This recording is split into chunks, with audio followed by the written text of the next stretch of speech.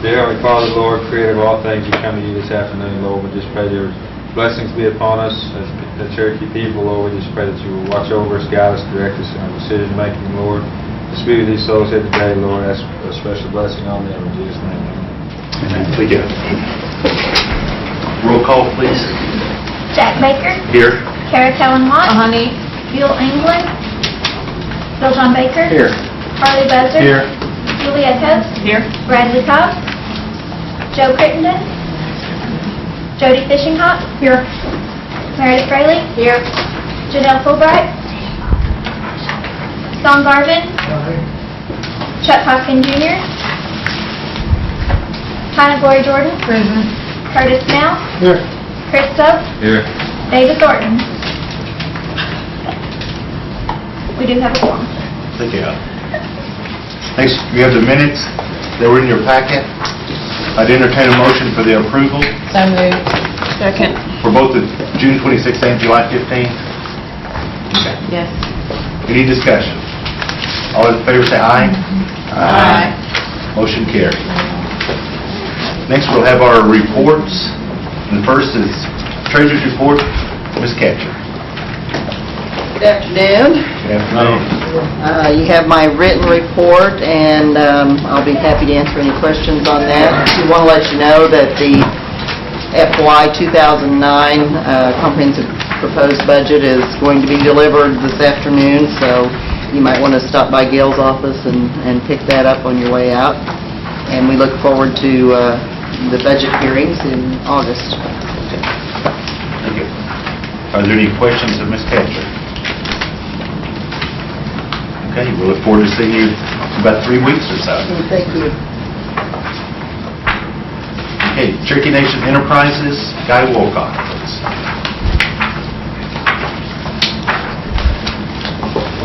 Hey, good afternoon. Good afternoon. Well, C&E once again had another back-to-back strong month for the month of June 2008. We had total revenues of $37.5 million, a 3% increase over June of 2007.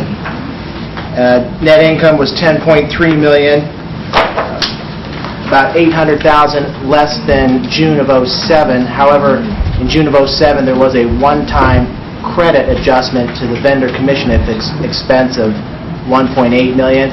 So normalizing 2008 for that adjustment, C&E would be about $800,000 ahead of June of 2007. So, and we were exactly in line with the budgeted amount of $10.3 million for the month. The E-Games hold continues to be strong. Recognize an increase over prior year in the hold percentage by about 0.3 of a point. Year-to-date revenues, we're at through the end of June of 2008, we're at $340 million, about a 6.2% increase in total revenues over the prior year. Net income, we're at about $89 million, about a 4.1% increase over the prior year's net income, and about a 4% shortfall to the budget with 1 quarter remaining. If we continue to hit budget numbers for the remaining 4th quarter, C&E anticipates coming in at about $120 million in net income, slightly down from the original budgeted amount of $123.8 million.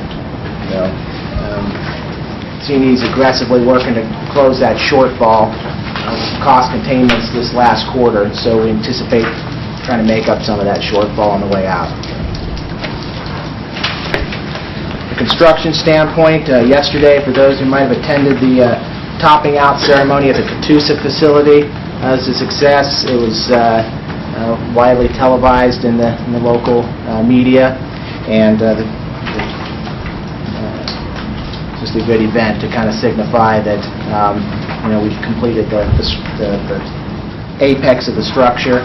We're still slated to open the Catoosa facility in December. And I believe that our Councilor Snell assisted in the... Council member and the chief both strapped in the harness and swung up to the top to install the final beam up there, so couldn't catch me doing that. That's more than I could handle. The West Siloam property is continuing to look fantastic. It's again slated to open right around the same time, so we're still on schedule for that. Councilmember Kara was there when we, and Jack, correct. We had actually a few members that were there at a board meeting, CNE's board meeting Tuesday, and had a tour of the facility. Yeah. So hopefully that you're pleased with the progress that we're seeing there, but we're still on schedule, on budget for that project. So CNE for the month of June on the employment side is reaching 59% total Cherokee employment. We've had a turnover percentage year-to-date decrease from the prior year that's significant. This year, our turnover rate is just under 35% compared to 46% in the prior year. It's an 11 percentage point decrease. Has showed the effectiveness of the minimum wage increase, and just good, we believe, good symptom of the improved morale of the property. So we're happy about that. We've got a new retail operating system that's in development. We actually go live next week with our casino system, the long-anticipated IGT Advantage system. We'll implement the first property next week. We'll go live at Sallisaw, and we have a pretty aggressive schedule thereafter for the rest of the properties to get online. We are currently kind of in the final stages of our budgeting process for FY09, and we should have those ready to present shortly. And that's really all I have. If there's any questions. Ms. Fisher. I have two questions. When y'all going to hit up 60% employment? I've been here a year and I hit 58 and I've heard 59, but I want to hit 60. Well, we're trying to push that. I mean, there's no one more than us that wants to push that 60%. We're like 59.1 for June. It creeps up slightly. We find our challenges more, especially in that Tulsa market, and trying to push that percentage up, since we have a large basis there of employees. But we do realistically anticipate some challenges with the 1,000 employees that we will be hiring, by the end of this calendar year for both expansions. And we're probably almost equally weighted as to how many we'll hire in West Siloam versus Catoosa. But we realistically expect to see a little bit initially with that mass hiring, probably a dip in that percentage, and then hope to grow that back up. So we're really trying to plan and anticipate how to address that dip. Well, out of that 1,000, if you don't hire more than 590 Cherokees, We're all on board with that. So, but that's the challenge that we face from an HR standpoint. So we recognize that, and I hope you do too as well. So. Okay, my next question is, what is your CNE's policy on requesting copies of internal emails? CNE's, I don't know, maybe Sean could help me. Help me on that one. Sorry, Jody, I didn't hear the question. What is your policy on requesting copies of internal emails? By who? Council. Who's the requester? I think that goes through the Freedom of Information Act thing. FOIA. And then it would probably trickle up to HR, and there's a policy about that.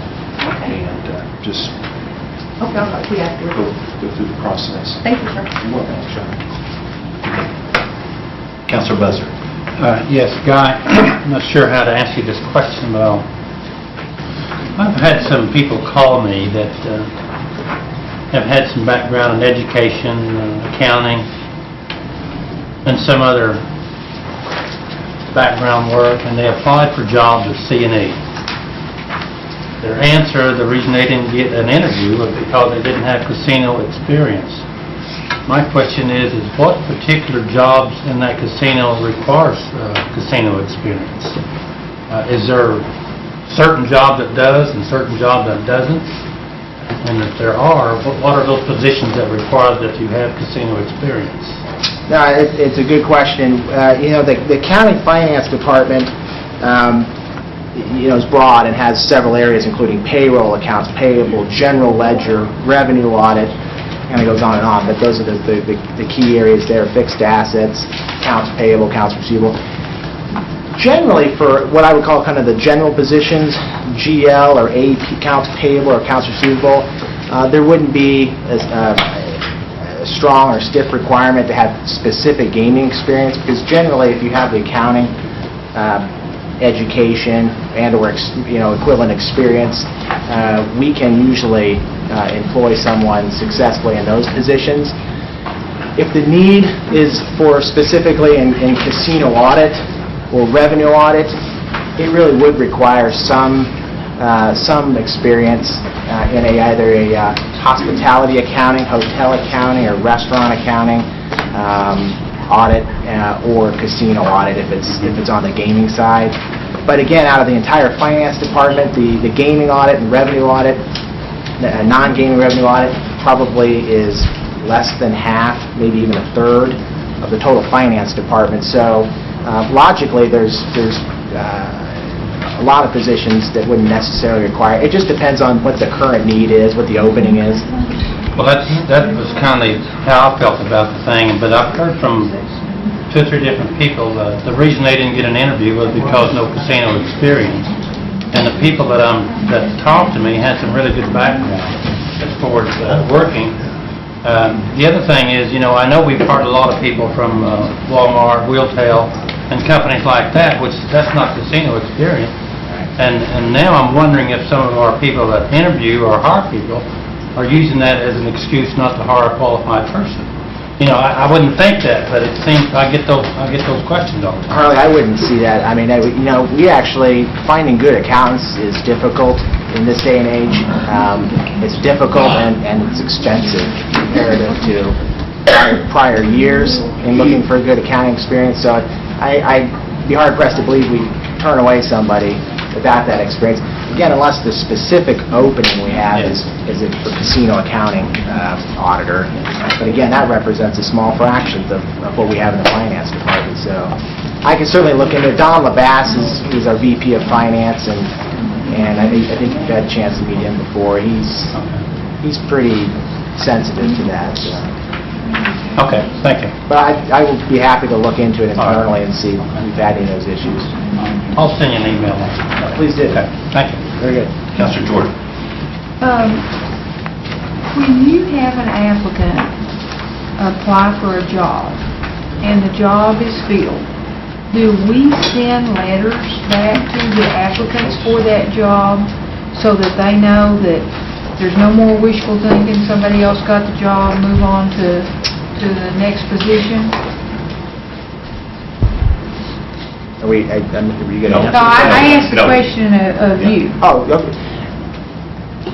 So we're talking about, do we provide feedback to applicants that did not get hired for Right. the specific position? A courtesy letter that lets them know that this position has been filled.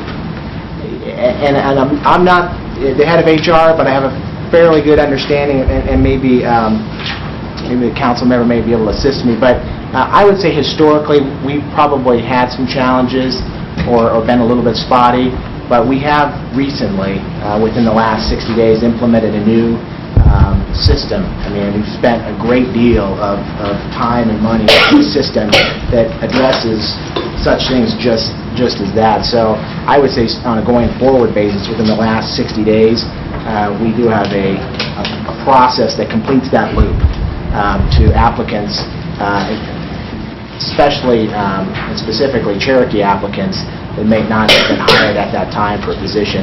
They get a courtesy letter that indicates, And we've implemented that in the last 60 days? That's my understanding, yes. Okay. And that'll be the practice from this point forward? Correct.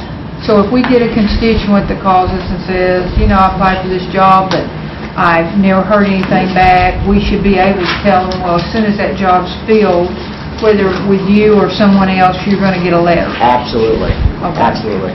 Okay. Ms. Watts.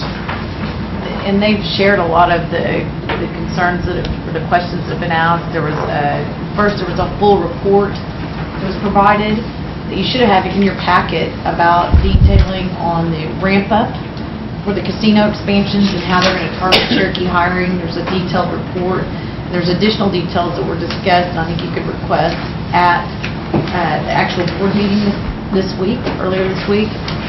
And then I worked closely with Brent Thompson on similar issues that Councilman Buzzard brought forward. It's like folks have issues about the hiring process, and he's been very candid, and they actually keep detailed logs.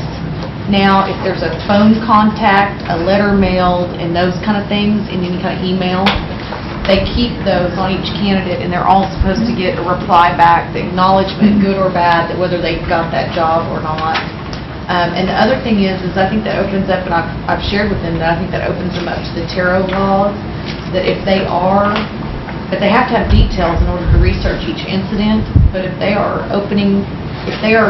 utilizing something like prior casino experience, but it doesn't apply to all the candidates, to a candidate, then they need to know, because that is a violation, I feel, of the tarot law.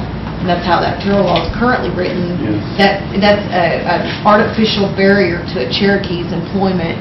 And I've shared that with Brent, and anytime I have an incident like that come up, we take it very seriously. He goes in and researches and uses this staff and does interviews and goes back and researches to find out what did or didn't happen. Aggressive. Thank you, Mr. Chair. Thank you.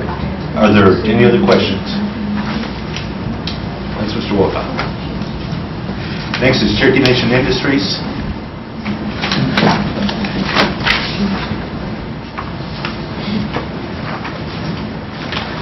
I am Bob DeVos, standing in for Dennis. Dennis is on vacation. I believe Dennis provided you with his written report. I'll be happy to answer any questions. Yes, Ms. Watts. Thank you, Chairman Baker. I have some questions for you about CNI's construction management services. And how are they advertising their bids for their construction projects? I'm not sure, but I can find out for you. I'd like to know that. And then are you putting the bids on our website for like the public notices, or how we do our bid process now?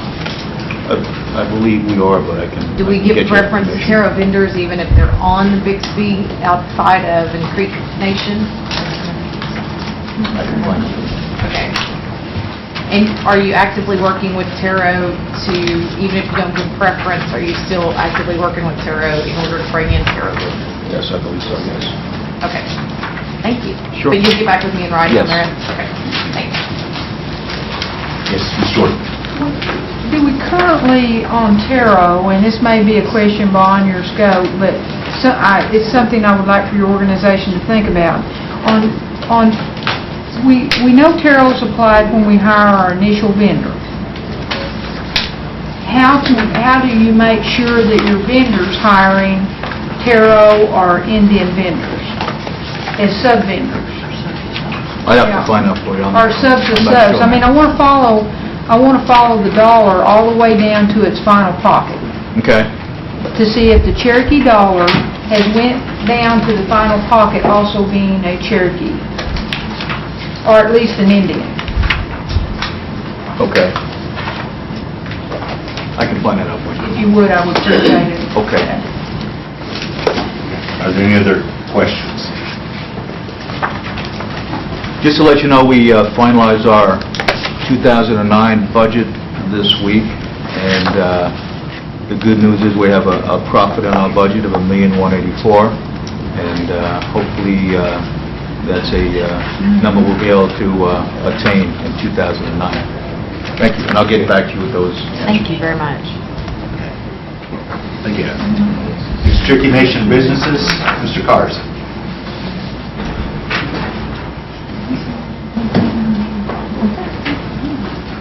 I'll get him.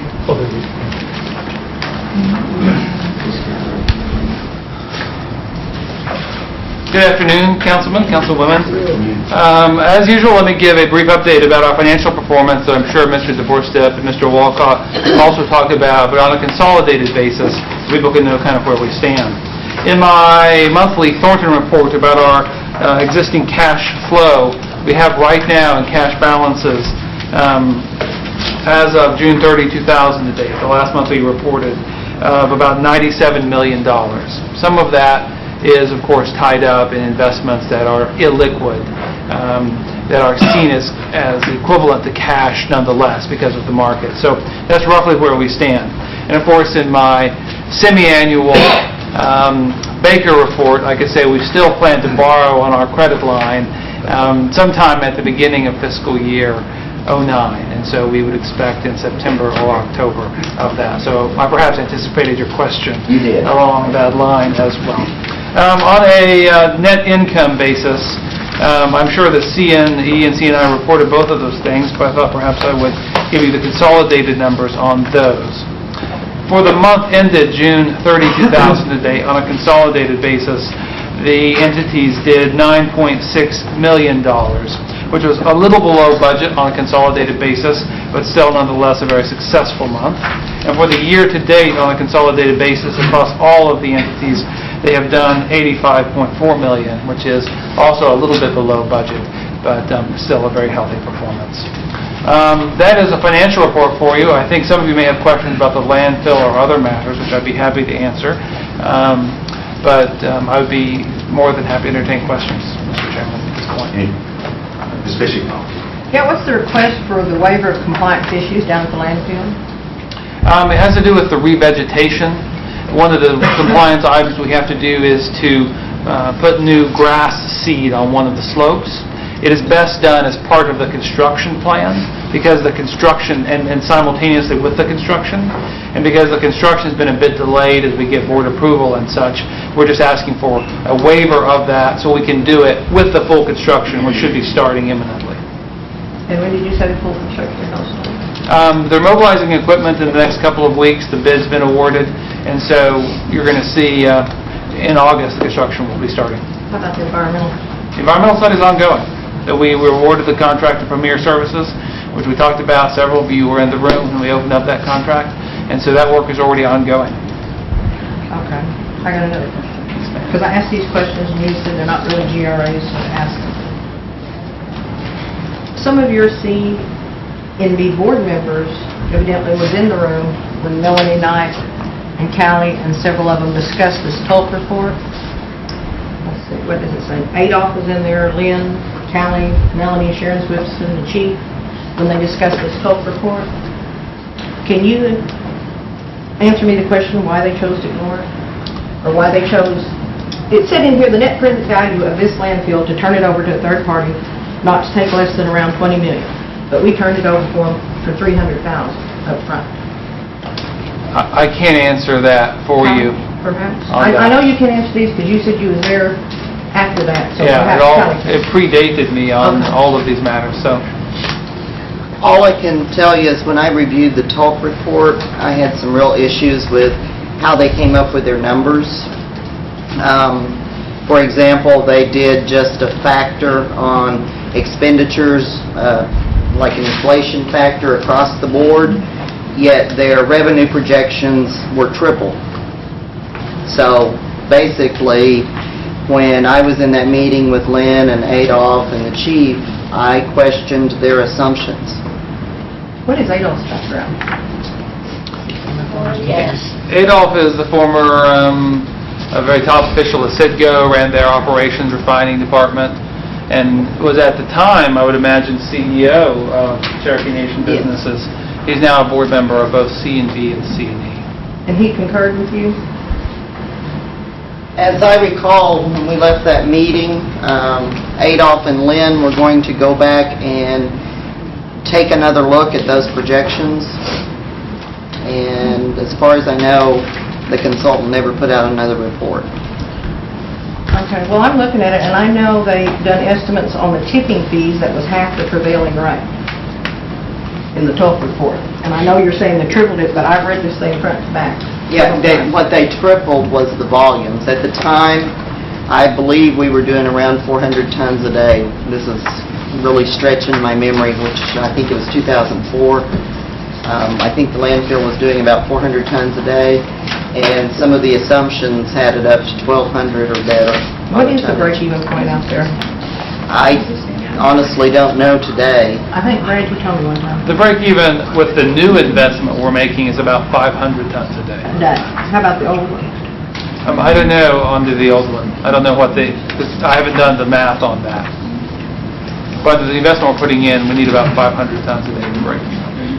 The other question was on here was, in 2004, it was going to take $1.3 million to close the landfill in 2004, and in 2007, it was up to $18 million. I mean, I think the reason for that we've talked about in this room a lot, which is that if we had shut it down 3 or 4 years ago, it would have been much easier to do because of the way it was graded, the way the site was situated at the time. Considerably more. Right now, to stop it as it happened, the estimates have varied, anywhere from, depending on lots of different variables to this. It would be extraordinarily expensive for the reason we talked about, which is the interior slopes would become the exterior slopes, etc. So that was the problem a few years ago. And the major part of that expense would be having to cart a lot of the excess waste to an off-site location, construct a new cell, or something like that. That wasn't even a problem that existed 2, 3, 4 years ago. Okay, you all talking here of determining their financial, moral, and other characteristics a third party must have to qualify. How did you all evaluate ICI's moral, ethical, financial qualifications? I'm curious.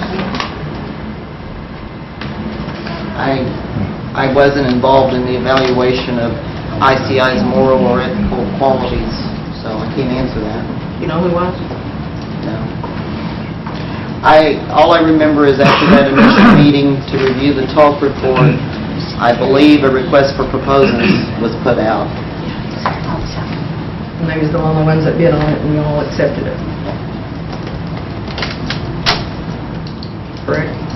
I believe that is correct. Again, I wasn't there, but I believe that an RFP proposal was followed, and I believe that ICI was the only party that bid.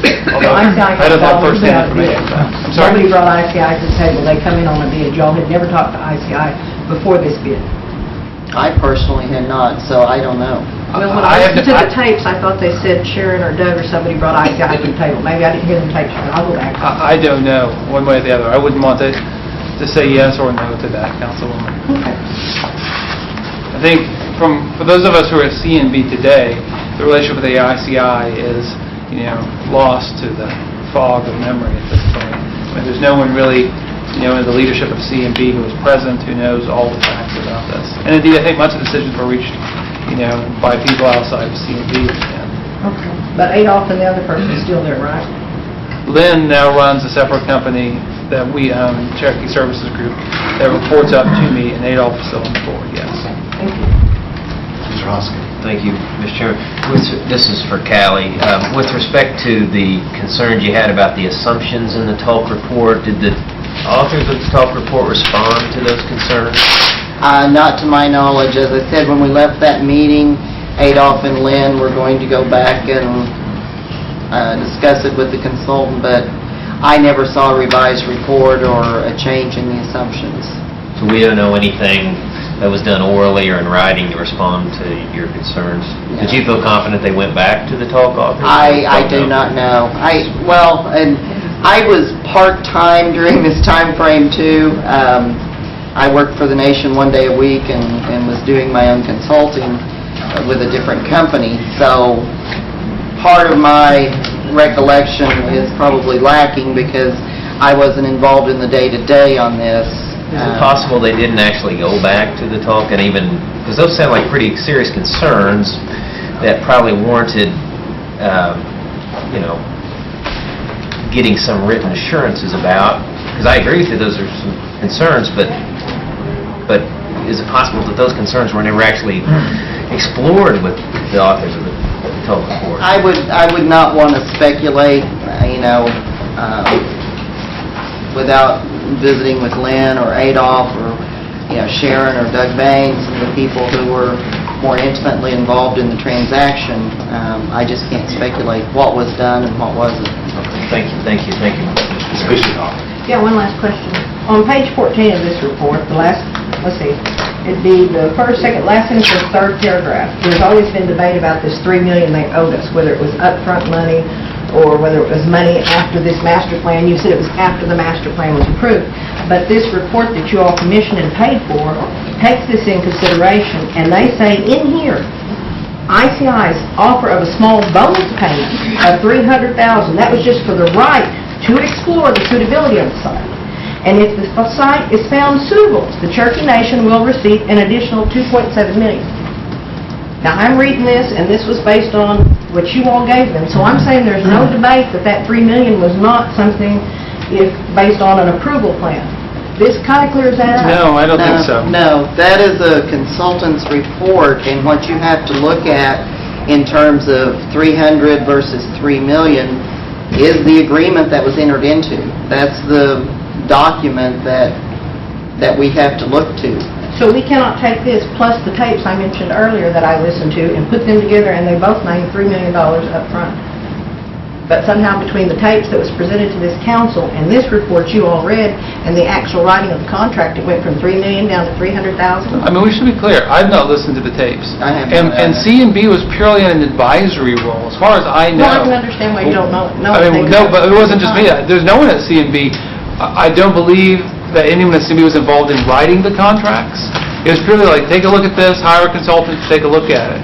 There were, so what negotiations were taking place, the nature of the contract, there was no one at C&B, I think, who at the time was involved in those kinds of things and who can really talk about those. But if you do look at the letter of the agreement, I don't know the genesis of that or how that agreement came to be put together, it does make quite clear that the payment was contingent upon the master plan being approved. Okay, but we don't know, we really can't find out how it was presented to the council differently from what was approved or this that was presented to this company to look at. I think, as you said, listening to the tapes, when you and Doug and I discussed this offline, I vaguely remember discussing this in an E&F committee meeting. This was a fairly long process of the initial discussion of doing a contract operator and then actually bringing the agreement forward and saying, here's the terms that we have negotiated. The only way to get the answer would be to go through the tapes and see what was said at that Exec and Finance Committee meeting before the contract was entered into, which would have, I believe, be the January to June time frame for '05. Would that be right? Somewhere along there? During the committee meetings that the ICI proposal was being discussed? I believe so. Yeah. That discussion started in December '04. Okay, so from that point up until the contract was actually executed, which I believe was July of 2005, would be the time frame you'd need to look at. Mr. Creditor. Thank you, Mr. Chairman. Callie, this TULF report looks quite extensive and a lot of work was done on it. Was it? How expensive was it? I don't know because at the time C&B was in its infancy and it was commissioned through C&B, Adolph and Lynn. Do you know if we could go back and... We can. It was, I recall, $27,000. So we ended up paying the total. Thank you. Are there any other questions of Mr. Carson? Mr. Garvin.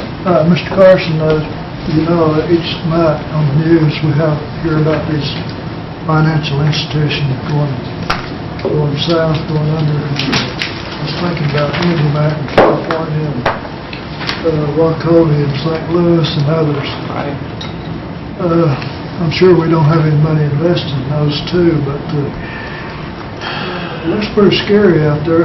Have we got our money spread out, or is it pretty well concentrated in one area?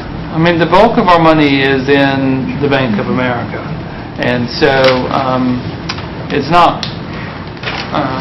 widely spread out from that, but we are not an investor in the Bank of America like the IndyMac investors and others were.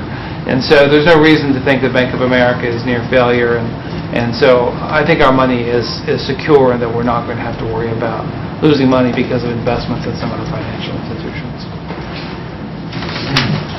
You're sure.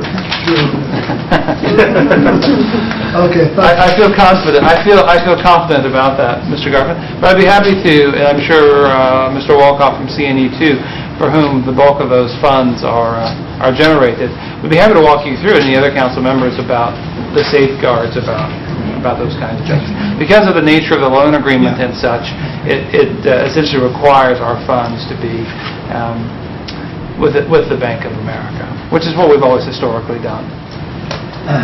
Just follow up. Yes. Kelly, what about the Cherokee Nation? I knew that was going to be the next question. All of our funds are secured by pledged collateral, which means the bank has investments placed with the Federal Reserve that are pledged. In the event of failure, we get those investments, which are like T-bills, that sort of thing. So there's no limit on that? there's no limit on that. We require that pledged collateral from all of our banks. Is that true for CNE as well? We have never forced that onto our business entities. In fact, banks would be really hesitant to give that to a business operation. As a government, banks, if they want your business, basically have to agree to do that and provide the pledged collateral for public funds. Yeah, that seems good. Thank you very much, Mr. Chairman. Are there any other questions? Thank you, Mr. Chairman. Next is the Cherokee National Historical Society, Mr. Tilley.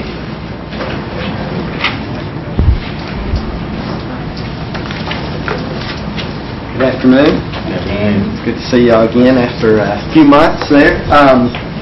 But I do want to, I don't know if it's ever been said, that we're on a different fiscal year at the Heritage Center, so when I'm reporting since January 1st. So just if there's any confusion on that, sometimes it confuses me to have to look at both of them. But anyway, I think the numbers are looking pretty good out at the Heritage Center in general. Overall, our total people served is up by about 3,000 from last year so far, and if y'all remember, last year was up by 10,000 over 2006. So we're growing and moving forward. I will say that the walk-ups seem to be down. The people that are coming in, that may be related to the gas shortage, but we're way up. Revenues are up by 84% in group tours. So that's a very positive sign, and that we're some of the things we're doing with the school group, some of the things we're doing in partnership with CNE Tourism are paying off. So I'm excited about that. So already we've had 49 states represented in our visitation and 48 countries. We are a little bit behind last year's pace on unrestricted contributions, but we're about to launch our annual membership campaign. Actually, we launched it last week. You may have received your letter. But we're down about 12%, and that's going to turn around with this membership campaign. So I'm very confident about that. The service income, as I was saying, is up by about 14%, although the walk-ups are down. The groups are up by 84%. We did have some really exciting news. We've been trying to get some programming going in Adams Corner Rural Village, just where we describe or interpret late 19th century Cherokee culture. And it was just sort of looking at the buildings, and we wanted to get some people in there. So we went to Bud Adams and told him about this need, and he stepped up with a commitment for $500,000 over 5 years. So that means $100,000, which we received in early July this year, and then going forward for the next 4 years, we will have money to do programming in Adams Corner, which is really exciting, and it's enabled us to bring a really high-quality person in. Karen Cooper is a citizen of Cherokee Nation. She's worked with museums for about 30 years, and she's worked with Smithsonian, and she's a real strong advocate for giving Native Americans a voice in interpretation of their cultures.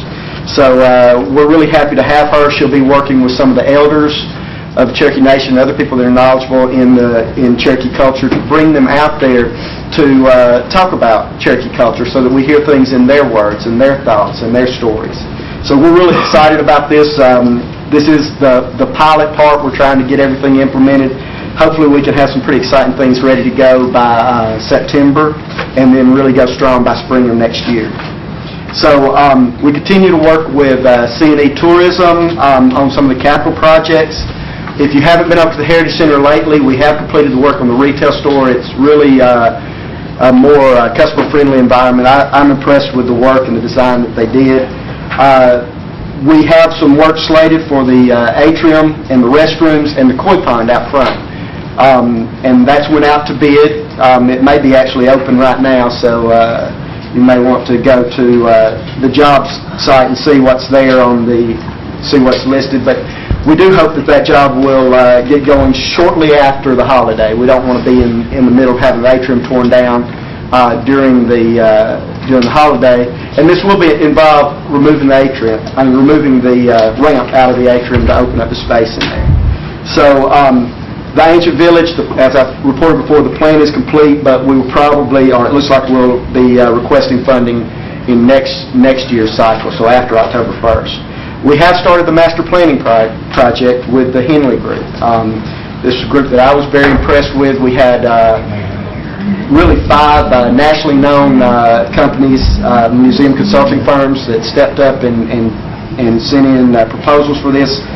Some of them were really incredible, and Henley rose to the top. So this is working on our master planning, and we would like for as many of you from the council who'd like to be involved in this process to get with me, and I'll talk about it, and we'll invite you to the workshops and make sure that you have input there. One of the things we've already started working on through the Henley Group is accreditation through the American Association of Museums. This is a high standard for museums that we would like to achieve. It won't be done overnight. It's probably a 5-year plan. But currently there are only 12 museums in Oklahoma that have achieved this, and none of them are tribally specific. So we'd really like to get this going, and it's one of our goals.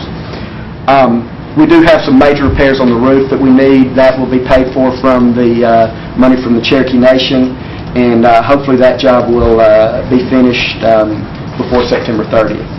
We're waiting to hear back from a particular company on that right now. So the upcoming events, they're going on. The Homecoming Art Show starts August 16th.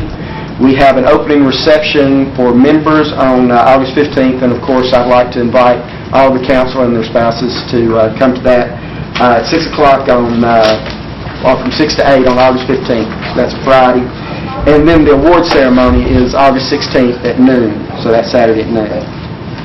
Under the Cherokee Moon is continuing. We've got through August 16th. That's the last day. If you haven't seen it, please come. We want to hear what you think. We're really getting some positive comments on it. We'd like to hear what the council thinks. So those of you who haven't had a chance to see it, please come.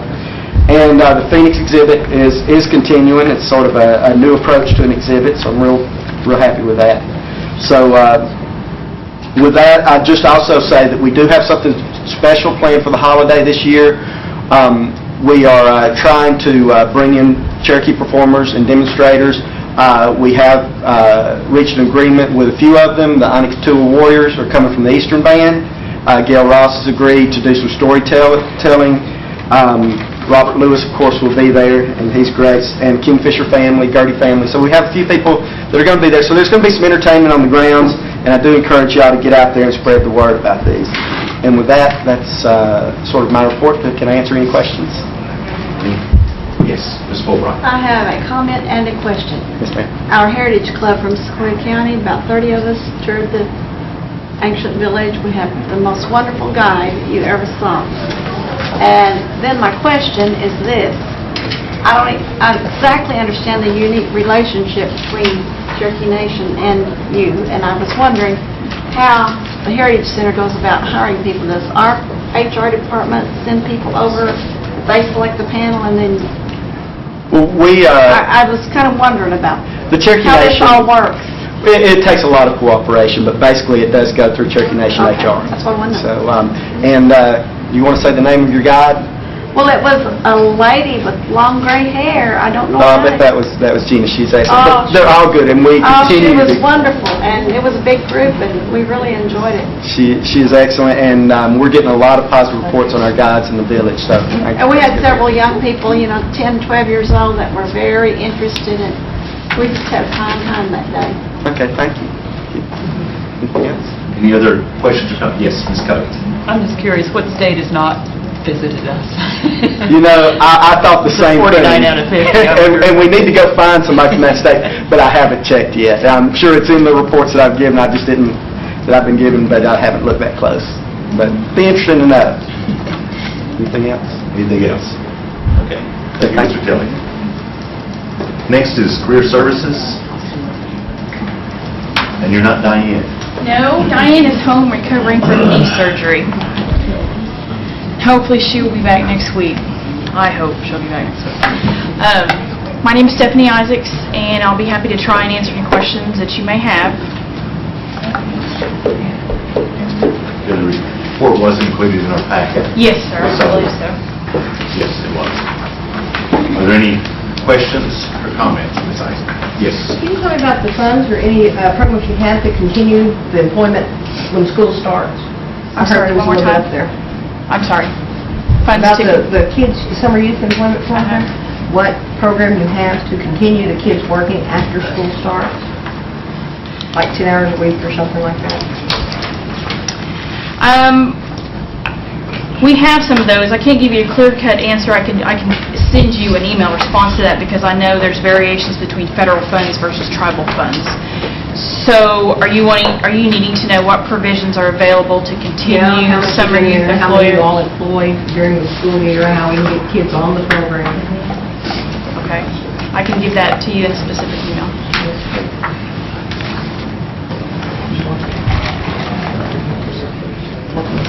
Are there any other questions or comments from Ms. Isaacs? Yes, Ms. Jordan.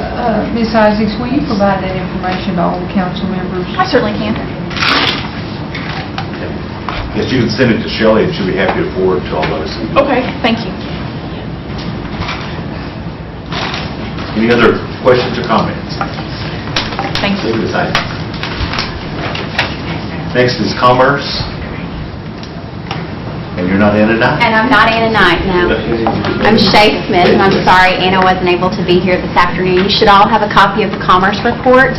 And there's just one quick thing I wanted to mention that's not in the report, and that is Janet Gann, who was the individual who's going to man the One-Stop Center, the One-Stop Business Center in Claremore, has resigned. She has taken a position with Flintco. So we are going to postpone the grand opening of that One-Stop Business Center in Claremore until we fill the position. So we're actively seeking applicants right now. So we'll get that filled as soon as possible, and shortly thereafter get the grand opening scheduled. So, and I also brought with me, and there's a box of these out in front, a copy of the Indian-Owned Businesses Directory. This was a project that Career Services and Commerce Services both actively worked on, and basically what it is it's just a listing of all self-declared Indian-owned businesses in the Cherokee Nation. These are not all Tarot certified businesses.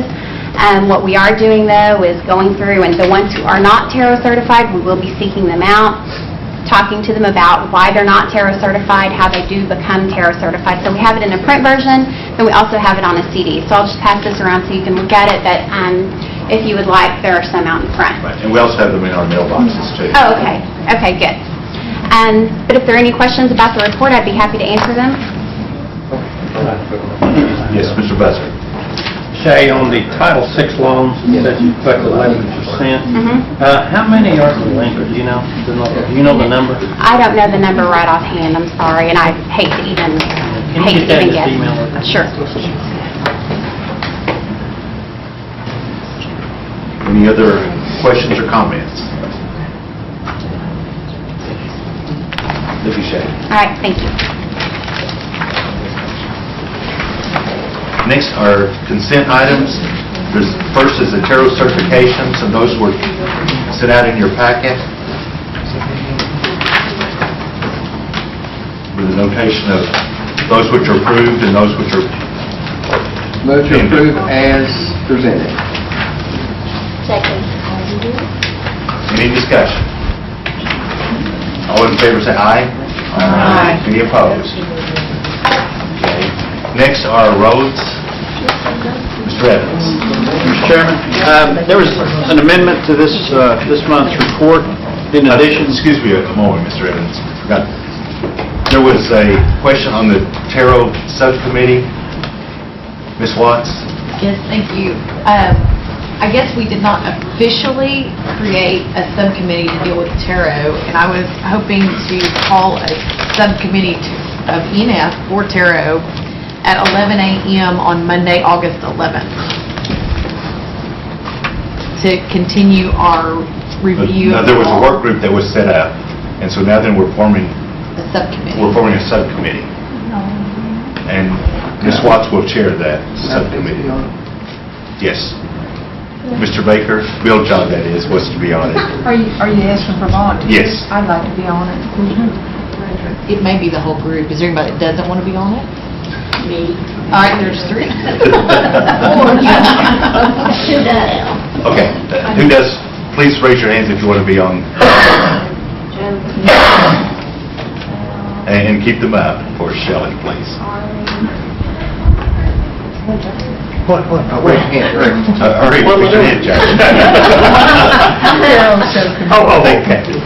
I've got Kara, Bill, John, Tina, Jody, Janelle, Harley, and Joe. Anybody hear the name that wanted to be on it? Did I miss anybody? You want to be on it? I guess so. Yeah. Okay. My neighbor's here to the left. Joe. Okay. I don't know if Mr. England and Mr. Cobb, or Dr. Cobb would like to be on it. They're both, probably Buell, go ahead and put Buell on there. Yes. So, Yes, any of them can join. Mr. Sheriff. Right, any can join at any time. And Mr. Garvin had shown, Mr. Thornton had participated in the work group meetings. He may want to be on it. That's one thing. You said August 11th at 1? Did you say 11? At 11 a.m. Because we're going to have the work group. Yeah, in conjunction with that, we talked about the dates and times this morning. Our work group on the criminal legislation will be on that same day from 1 to 2:30 because we have an ENF sub-PAC meeting at 3. 12:30 would be fine. Why don't we do it 12:30 to 2:30 then? If that would, and that's just an announcement. Okay. Ms. Coates? No. Okay. Okay, so we're squared away on our Cherokee subcommittee. Okay, Mr. Evans. Thank you, Mr. Baker. This month, the roads and special bridge requests is an extensive list. In motor fuels, we have $277,000 of projects made up of 9 different road and parking lot projects. Mr. Buzzard contributing $33,686 for Parker Road Phase 2. Mr. Garvin has $30,303 each for the OK Road and the South 3 Mile Road. Mr. Garvin, that will deplete your motor fuel balance. Mr. Hoskins, $30,000 for Centralia Road Phase 2, and $24,000, which is a modification from the handout, the amended handout earlier, for the Oklahoma Street and Community Building. Mr. Cobb has $3,384 for the East-West 2990 Road. Ms. Fraley is contributing $26,866 to the North-South 427 to the East-West 440, and $54,971 for the 427 Road to 350 Road. And Ms. Fraley, that will deplete your motor fuel balance. Mr. Snell is $43,414 towards the Kansas School Parking Lot and Road project. Motor vehicle tax, major minor collectors, Mr. Garvin has $44,475 going to 2 projects, Coffee Road and the East Smith Ferry Road, and Mr. Garvin, that will deplete your vehicle tax balance as well. Mr. Snell, $60,255 for Oaks Fire Department Phase 3 project. Mr. Cobb has $46,616 for the East-West 2900 Road, which is also shared with Mr. Anglin, and that depletes Mr. Cobb's vehicle tax allocation. Mr. Anglin, like I said, is contributing $50,000 to that same project. And Ms. Fraley has $36,727 for the 427 440 Road out of the vehicle tax, and $53,034 for the 440 to 350 Road. And Ms. Fraley, that depletes your vehicle tax as well. The special bridge funding has 6 projects. Mr. Baker, Ms. Jordan, both contributing $11,675 of their allocation to the Paul Lane Bridge project. Mr. Garvin has the Webb Low Water Bridge project for $3,000, and that, Mr. Garvin, will deplete your bridge account as well. Ms. Fraley, $86,22 for the 427 350 Road. And Mr. Snell has access for helicopter pad at Kansas, $9,000, as well as Kansas School Parking Lot and Road for $65.86, and Mr. Snell, that will deplete your bridge fund allocation. That's good, sir. Do I hear a second? Okay, any discussion? So all in favor say aye. Aye. Okay. Next is community assistance. Mr. Evans. Mr. Chairman, in addition to the projects that were identified in your handouts, I also have a few changes and additions. The Spade Mountain Community Organization was previously had 1,000 identified in there from Mr. Crittenden, Thornton, and Ms. Fulbright, but it was supposed to be Crittenden, Fishing Hawk, and Thornton. I'm not sure I got that right, but the way it is now, it's Joe, Jody, and David, right? I mean, that's I've got that right. Yes. Okay, $1,000 each. And Felicia Bearpole is supposed to be split. Yes. In addition, Lost City Community Organization, $500 each, Mr. Baker and Ms. Jordan. Bell School, $150 each, Mr. Crittenden, Ms. Fishing Hawk. $500, Cherokee Nation Women and Men's Health Fair, Ms. Fulbright. $250 each, Mr. Snell, Mr. Buzzard, Oaks Little League. And Victory Community Organization, $500 each, Mr. England, Mr. Cobb. That completes the adjustments and additions. Any additions? Do I hear a motion for their approval?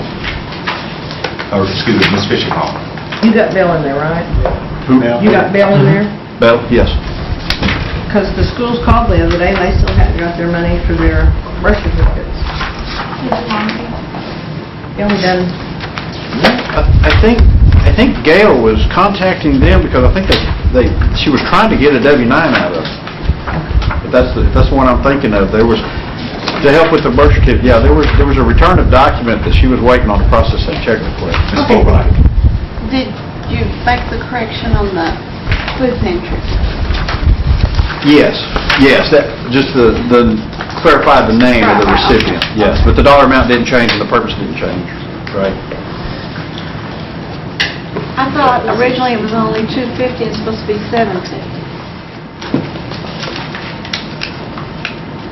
I would have to go back and so then as a point of clarification, there is an item, Marble City Food Pantry, which is on your original, what's the original one? Is it in there at $250 to begin with? No, it's in there to Clifton Proctor, who is someone I do not know. Gerald Proctor? Or Gerald Proctor. That may have been the individual that was signing the documents. No. It was just a mixed up name. Oh, okay. I don't know that person either, so. Okay. It was in there at $250, so we do need to up the amount to $750, Marble City Food Marble City Pantry. Food Pantry. Okay.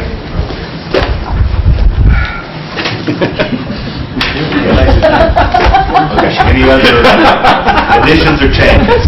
Now you know what his real name is. Entertain a motion for their approval. So moved. Second. Any discussion? All in favor say aye. Aye. Okay. Next are law enforcement requests. Yeah, you had a lightning strike, didn't you, Mr. Creed? Okay, there's a short list this month on the law enforcement, and I'll just go down through them real quick. Town of Afton, $2,500 split, $1,250 each. Mr. Snell, Mr. Buzzard for additional county patrol. Delaware County Sheriff's Department, $1,135 from Mr. Snell, $2,135 Mr. Buzzard, operation assistance. J Police Department, $817 each equipment, and Town of Colcord, $1,500 each for equipment. There was one addition to this list, Craig County Sheriff's Department, Mr. Hoskin, for some assistance in acquiring tasers for that unit for $3,250. That's all I have. Okay. Any additions? Do I hear a motion for their approval? I move for the approval. I second it. Any discussion? All in favor say aye. Aye. Okay. Next is the cemetery restoration assistance applications. I believe there were some cemeteries, 4 cemeteries this month in the packet. Doublehead Cemetery Association, Trail District, as well as Hickory Van Hollow Cemetery, Trail Sequoia District had a Peters Cemetery, and Trail District also Watt Christie Cemetery. Mr. Chairman, I have a question on this particular item for these cemeteries. Historically, for community assistance and law enforcement, even as for roads, as you know, we'll go right up to the meeting, and if there's additional requests that want to be processed, we'll incorporate them in, even if it's right before the meeting starts. Do you want the cemetery to operate in that same fashion? Because there's a couple of applications. I wasn't really sure how to handle them, because we just started putting this in the mod package as inclusion with similar fashion as the rest of them. Yes, because in the past, we have added them at the last minute. Excuse me for just a minute. I have 2 cemeteries. Okay.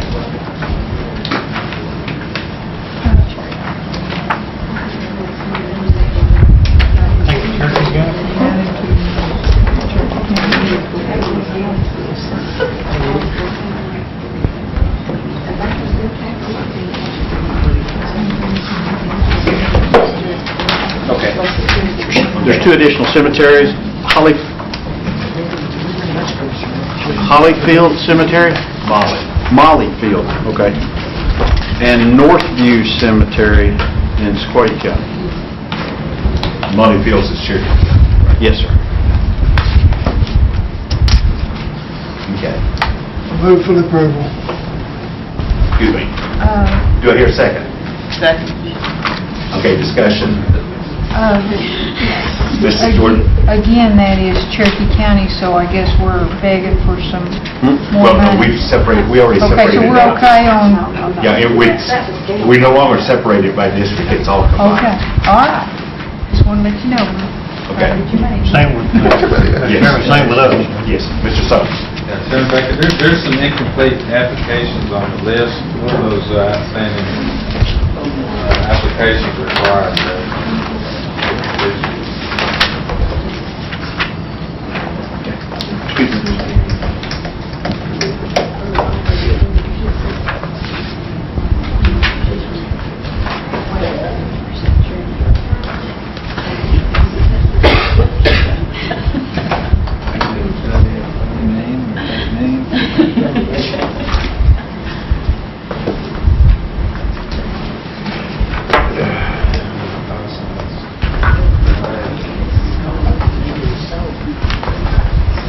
And it's Mays County that's incomplete, right? Delaware too, don't let Harley slide by. There's some in Delaware too, don't let him slide by. She's researching that. So I have to get back with you. All right, thank you. You can't fill out an application, Harley. One of them is the Mays County. There's a Delaware, the Uwasha, I said that right? Yeah. And Brian Lindsay. Okay. Any further discussion? Then all in favor, no, excuse me. Well, now this is on the cemetery that they're voting Oh, on, I'm you're sorry. talking about. Okay, right. Okay. All in favor, say aye. Aye. Any opposed? Okay. Motion's carried. Jack, Yes. are we too late to add something to the bridge money? Well, we've already gone back, but I will allow you to go back and amend it. Would that be a possibility? If you want to make a motion to do so. Mr. Baker and I would like to add our remaining bridge money to this month's bridge money allotment to go to the Cherokee County Community Complex. Okay, and this is a motion to amend our previous Yes, past motion. if I Roads. would have y'all's permission to do that. Any discussion?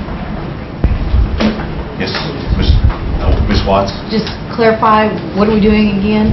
It's for paving and fixing the drainage in their parking area, which happens to be across from our casino, so it could actually, maybe at some point in time, be used for overflow, even by us.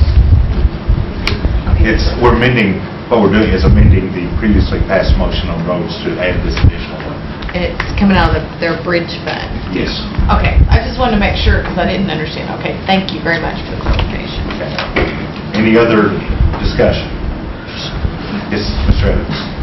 Dollar amount be the entire, the 24,341 balance of each. Okay. So, all in favor say aye. Aye. Okay. So we've amended the roads. Okay. In old business, there is none. And new business, item 1 is district community meetings, discussion only. Councilor Brady. Shows you as the sponsor.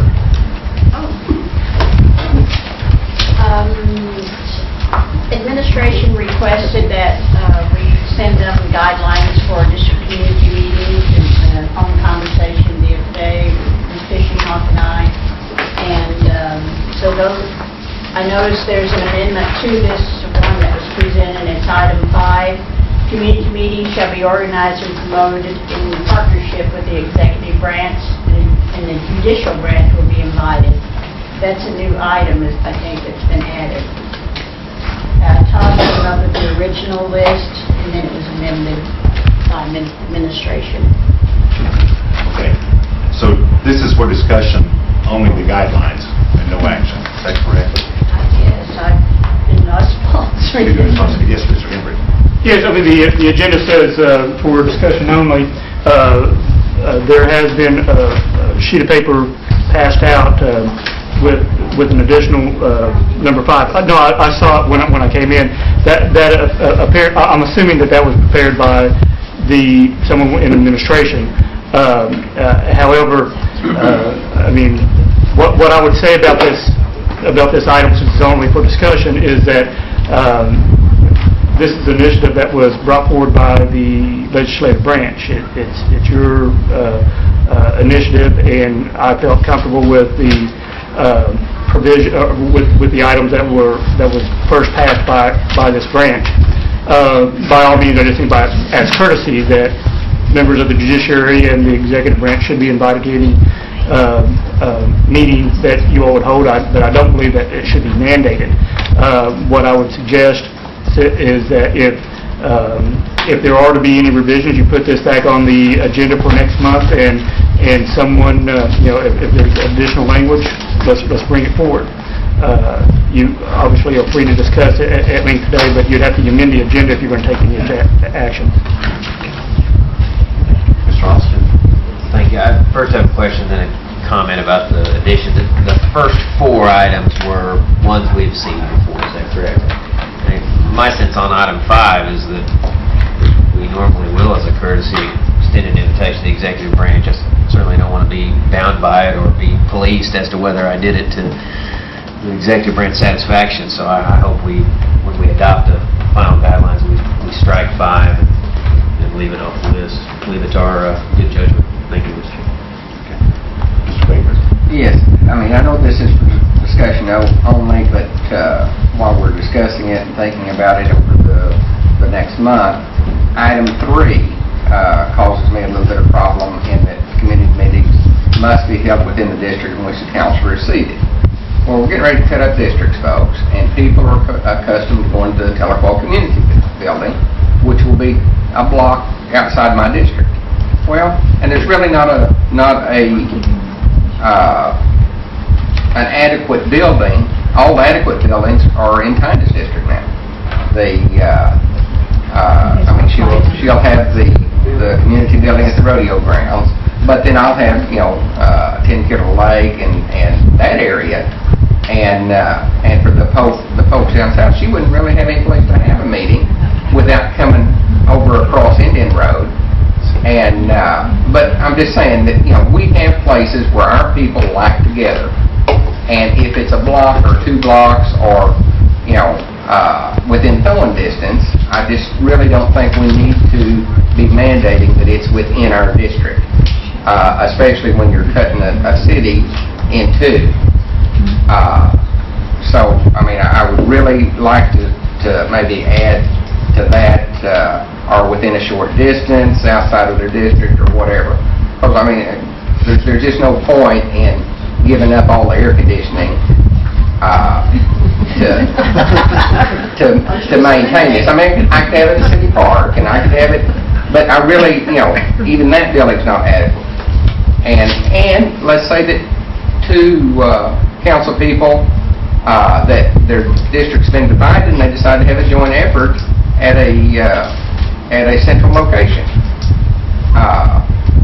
And so then all of a sudden you're breaking the law if you have a joint and it's in one person's district or the other. So I really think we need some leeway there. Eliminate that. Well, and what council person's going to have a community meeting that is so far away from his people or her people that they can't come? And then the next one is says community meetings using these funds shall not be held after January 1 of any election year until the said election cycle is completed. Well, we've gone to staggered terms. So there's going to be an election cycle every other year, but I don't think it ought to keep me from having a community meeting if there's no race, if my people aren't even going to be voting. If the people in my district aren't even voting, then why would I be prohibited from having one? Todd's got a question. Mr. Embry, you're going to interrupt me. Jermaine. Well, let me give you an example, okay?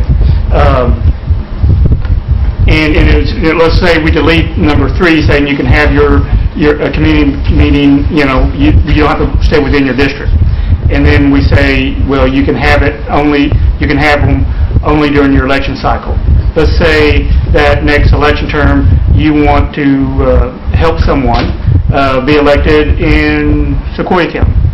Well, you can go ahead and have a community meeting down there and, quote, do some light campaigning for that person in that district. I think, you're going to have elections every 2 years, and for that period of time, from January to August, to depoliticize all of this, I think it'd be on the safe side to say any election year, you're just not going to have them during that period of time. All right, I'll buy that and go with that set of conditions. And then finally, on the 6th one, the 5th one, I'm sorry.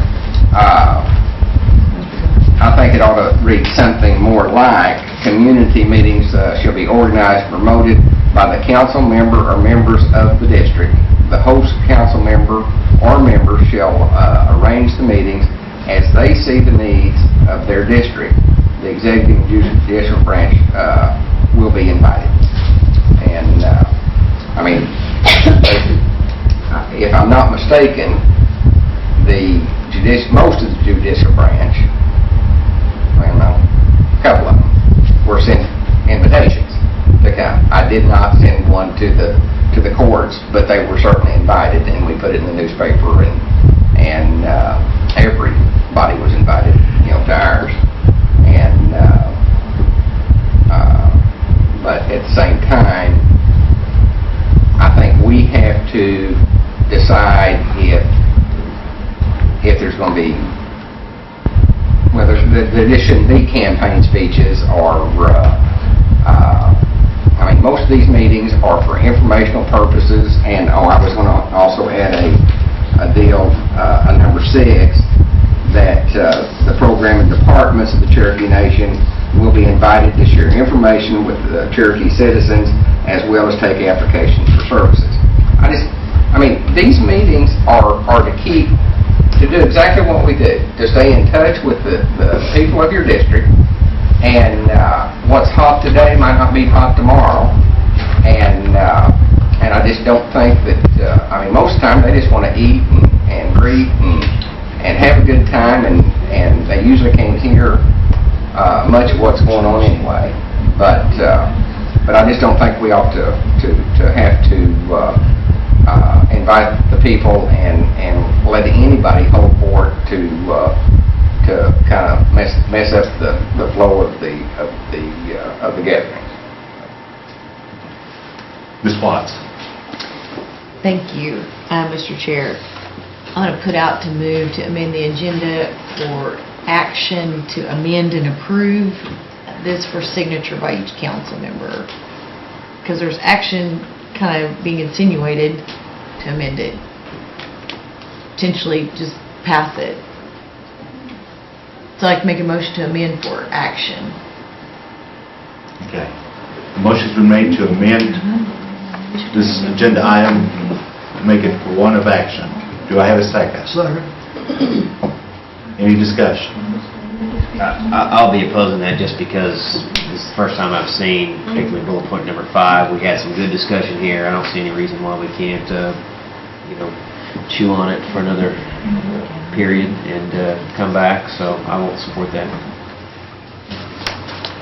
I likewise, this was just sprung on us at the beginning of this meeting. I would like to think about it until, I think that's why we put discussion only on the agenda. I would like to think about it for a month also. Did this kind of come about after the West Coast, was that a celebration, picnic, community meeting? What do they call that? Those were community picnics. Okay, it was kind of a picnic type thing. It wasn't necessarily a... Okay. What, and then so that was sort of an offspring of that. That's what this is, kind of. And I wonder, did we get any reports back on that, how things were spent out there and who got receipts and we didn't help with the planning of all of that, or at least I didn't. No, that was through community services. Okay, so education's budget. So I guess to follow up on that, I don't see why we need to be so restrictive with these small funds compared to what we spent out there. Well, Mr. Chairman, Yes. This discussion is not germane to the motion that's on the floor, which is Right. motion to amend the agenda. Which is to amend the agenda. Okay. Which takes how much? Restate the motion, I'm sorry, restate the motion. We're amending the agenda.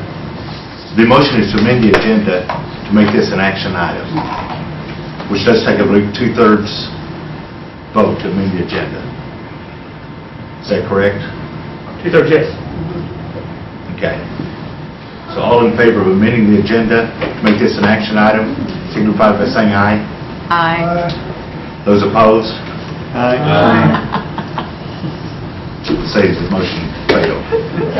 Roll call if you want, Doug. No. Okay. Appreciate it. Okay. Is there, Ms. Coates, you had Well, after the other item. it was my same concern about this, because my understanding is this doesn't simply apply within district, right? It applies to the at-large counselors as well. And so my concern was also about number 4, that we have these picnics that occur as an annual event every year, and that the organizations look forward to that, and they count on that, and so on. Well, they take place in the spring, which is after January 1st, right? And so what happens? In an election year, they can't have that picnic, or the elected officials can't be at that picnic, even though Cherokee Nation pays for it. I understand the concern here, and I support it, that those kinds of things should not be turned into campaign events in an election cycle. But that's something else that I would just want to sort of bring up, that dilemma, because that is an annual recurring big large event for those organizations. And what happens every 4th year or every other year maybe?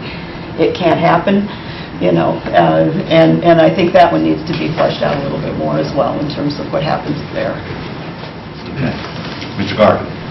I'm getting ready to have one of these meetings that I need somebody to kind of lead me through. If I go out to buy this hog and don't have any money, how does that work?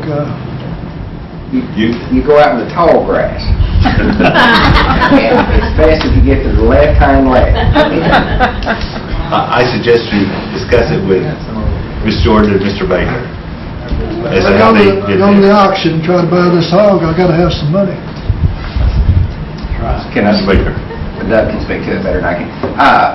But research will cut it up just the way you want it, and you can get a PO to get that hog. And you don't even have it, you don't even have to hear it squeal. They don't want any money? You can get a PO. Purchase order. We'll issue a purchase order for you to take to wherever you're going to buy the hog and hog meat. Also, what about door prizes? How do you do those? Well, Baker Furniture provided some of them. Will they do some more? They might help you a little bit. I saved a lot of things that had been given to us and gave back to the community as door prizes. In fact, I cleaned out everything I had gotten to this point and took it down there and gave it back to the community as door prizes. Go spend some money and buy some door I prizes? suggest you discuss it with them after the meeting. Mr. Embry. Yes, and Mr. Garvin, I don't know when you're planning on having the... September 23rd. Okay, well, we got plenty of time. I was asked to draw up these initial guidelines as broad as possible, okay? So I would suggest that you work with Doug about, POs where you can use them. If not, you purchase them, have your receipts, you'll be reimbursed. All it requires is that you give in receipts of what you used the money for. But we made these initial 4 guidelines extremely broad to make sure that we didn't nitpick ourselves to death. And that's why I want to caution the counselors that, the more rules you put in here, although, be careful about the devil in the details. You'll shore yourself up real easy. But there are some general principles that we want to make sure we follow. Number 1, that we use it for government, government information purposes. That it's not political, and that, it's basically for the community. I suggest that the items that were discussed today and want to be changed, that you submit those to Mr. Embry, and he will work up a document for the next meeting as an action item. Okay. Possible action item. Mr. Chairman? Yes. There's one other thing that you might want to consider as you're debating and considering this issue is the volunteer time.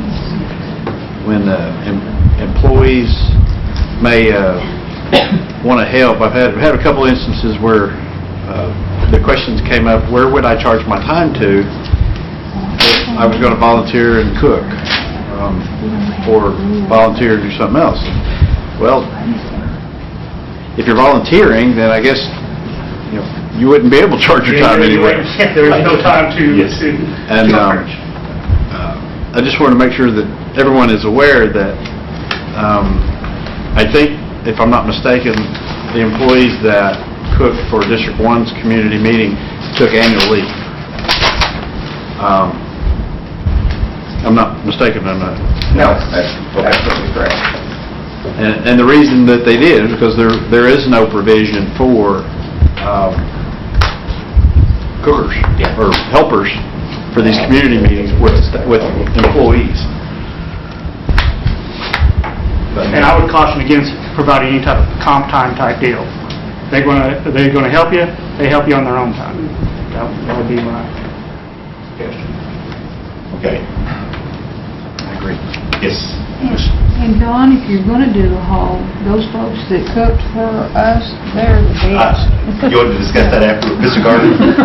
So we can't use Cherokee Nation personnel to help in this situation? No, but by all means, you could. You could, but they're going to have to take their own annual time. They're going to sacrifice. They're going to have to sacrifice. Now, if you want to hire them, you can do so, and and that would be an expense on your, towards your money, and you can pay them. That's a legitimate expense. This would not apply to those coming from the different departments, setting up booths. Right, they get paid because that's part of their job. Right, it is. So that does not keep those from I can't get off till 5 o'clock, though, can they? On my own time, someone pays me. Pardon? They can't leave their job until 5 o'clock. If they're coming for To set up a booth, an Ms. Catcher. thing, they can. We're getting into some touchy territory here. A lot of our employees are paid with federal dollars. which means they are paid to do their job. And if they are off doing a different job, they need to either take annual leave or have a budget where they're authorized to charge to. But just going and helping, like for instance, most of my group is paid out of indirect cost. I would tell them you've got to take annual leave if you're going to go help. And I don't think anybody would have an issue with that because that's how we handle holiday. Yeah, we give some administrative leave later after the holiday, but if you're doing it during work hours, you're doing it on your own. That's the definition of volunteering. You're not getting paid by the nation for it. But that is different from where, say, registration goes to... Right, no, registration... Departments. Right. If a department is there reaching out to the community, that's part of what they're paid to do. Correct. Yeah. It is. Yeah. Their mission. You can't pick someone out of the accounting department and have them frying a hog and say that, they're out there counting. Yeah, just want to clarify that. Ms. Fulbright. My question was answered. I was referring to the service teams that come. That's totally different from somebody frying a hog. Okay, well, I'm going to cut off the discussion on this, and any comments to the guidelines, present those to Mr. Henry, please. Okay. Yes, and it'll be put on next month's agenda, possible action. Item 2 is budget mod 10, 3707, number 10. Mr. Chairman, the July grants was $7.7 million, and that's due to $7.1 million of that, the Talking Lead Job Corps 2008-2009 grant award was received. In the mod itself, there were 13 budgets, slightly over $1.5 million. $150,000 on Gen Fund with some maintenance on the budget for the renovation efforts at Marcoma. Indirect cost pool has a slight increase on the Taro office. There was one budget we need to put in to just a technical issue to balance out the indirect cost pool that we can add between now and full council. It's just not a significant issue. The enterprise fund had $200,000. There were the eight Economic Development Trust Authority loan programs. All were estimating and bringing into this year's budget their bad debt reserve. And I went ahead and identified all the programs for you in the memo, along with each one's bad debt percentage that they're reserving for and the dollar effect of that. IHS self-governance on the environmental health funds is increasing $1.4 million, with the lion's share of that being the scattered housing funds for 98 homes, water and sanitation efforts of $1,128,000. There was also Hungry Mountain water extension of $143 increase, and $95,000 for the Ballard, $46 for Cherry Tree. The Nahasna Fund had a $225,000 decrease, with of that being made up of almost $300,000 decrease on the modernization program out of the 07 Indian Housing Plan. They're anticipating of $300,000 being left available next year in the form of carryover. That was slightly offset with a $67,000 increase in the 08 coordination budget, also out of the 08 IHP, for salary and fringe benefits for those 8 employees to get till the end of the year. That completes my review, and like I said, there was one budget that needed to be added to it for the increase in the indirect cost recovery to offset Taro's request for IDC funds. Okay. I've gone over that with Callie, and with that amendment. Entertain a motion for its acceptance. So moved. Do I hear a second? Okay. Second by Mrs. Fitzgerald. Any further discussion? All in favor, say aye. Aye. Any opposed? Okay. So that completes our new business announcements. Do you have any announcements? Not? Entertain a motion for adjournment. So moved. Second. All in favor, say aye. Aye. We're adjourned. Thank you.